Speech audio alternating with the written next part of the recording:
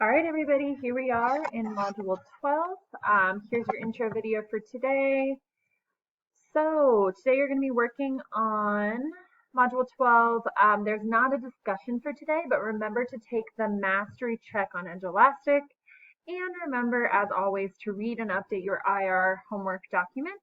And we are in week 4. Crazy times. All right, so some feedback from Module 11. Before you move on to Module 12, so before you get started with the stuff for today, I just want you to go back and make sure that you completed Module 11. So that means that you completed the module document, that you completed the COVID-19 pandemic discussion, and that you did the mastery check on Edge Elastic. So I am checking as I'm making this video, and only 50 out of 94 of you have completed this. That's not great, y'all. So we need to make sure that we all are completing that mastery check. Just double check that you did it. It's 3 questions, and it's an important thing that you finish that out before you move on. Our other piece of feedback for today is just a reminder to keep doing IR. We are going to be doing IR throughout eSchool every single week.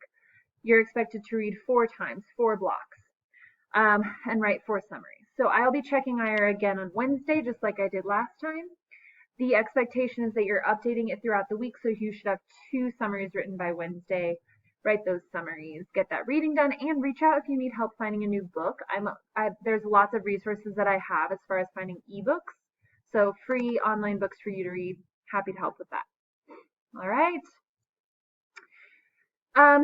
So today, one last piece of kind of feedback or advice I want to give you is kind of related to something I talked about in our last video, the intro to week 4 video, which is just that today you're going to be writing more of an extended response and about this prompt. So we're going to be talking about the idea of upstanders in Ernesto's story, which is something you'll read today.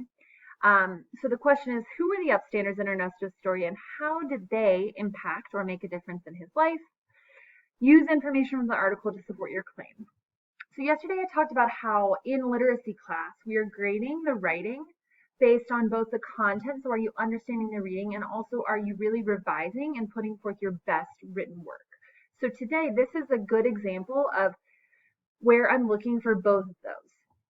I think some criteria that help clue us in that that's what we're looking for is it says, you're on track if you're answering these questions using skills from the previous modules and or complete sentences. So we're using scholarly sentences here. We're using our sentence stems, but we're writing a full paragraph, meaning that you should write and then you should also revise and make sure that this is not just like notes you're writing down, but this is a piece of writing that you have written and you've revised to be your best. So I am going to grade for both content and grammar. So just make sure that you're spending a little bit of extra time to get that done here.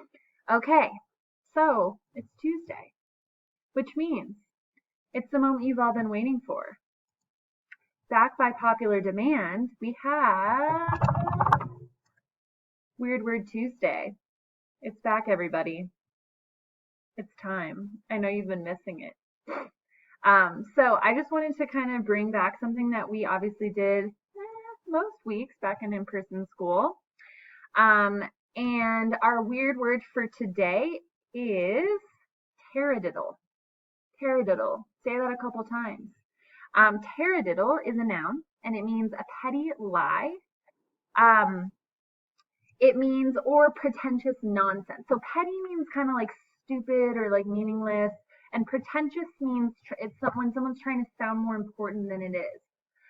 So a taradiddle is just like if somebody tells you a lie and you're like, first off, why did you even tell that? And also like I can see through that. Like I know that you're lying and that's really stupid and you're not as cool as you think you are.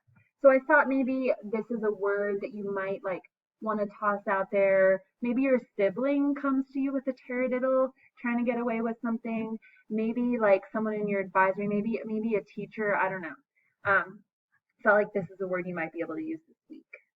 Okay, so last thing is just our agenda for today. So we have vocab, we have a do now. You're going to read and answer guided questions, and The passage for today is a bit longer. It's just one long article. And I have recorded a video, myself reading it out loud, where I direct you to pause the video. So if you are right before you start the story, you can find that video and you can use it if you want. You'll do that synthesis prompt that I just reviewed, and then there will be a mastery check at the end. Our goals for today, our objectives are to synthesize ideas from vocabulary in the text to answer a prompt, and to demonstrate the ability to identify key facts in a reading by writing answers to guided reading questions with the support of sentence stems. All right, that's all I have for today. Good luck as you move into Module 12.